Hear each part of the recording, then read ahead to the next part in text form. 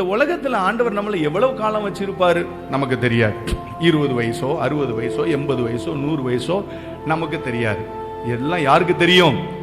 ஆண்டவர் ஒருத்தருக்கு தான் இவைகள் எல்லாம் தெரியும். ஆனா உலகத்துல நம்ம வாழுகிற போது, உலகத்துல நம்ம எவ்வளவு வருஷம் வாழ்றோமோ அவ்வளவு வருஷமும் நாம் உழைத்து அதனுடைய பலனை புசிக்க வேண்டும் அப்படிங்கிறது கர்த்தருடைய கற்பனை.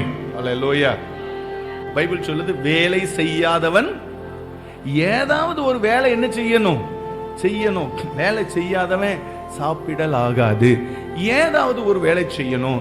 கர்த்தருக்கு பயந்து அவர் வழிகளில் நடக்கிறவன் எவனும் அவன் பாக்கியவான். உன் கைகளின் பிரயாசத்தை நீ என்ன செய்வாய்? சாப்பிடுவாய். அப்போ நம்ம உழைக்கணும்.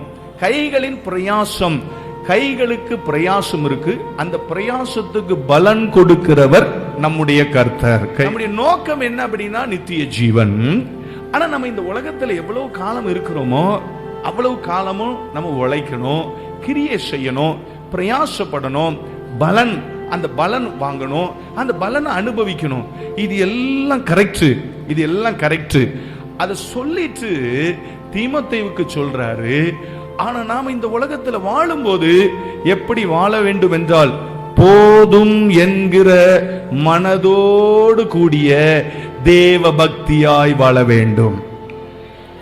அல்லேலூயா.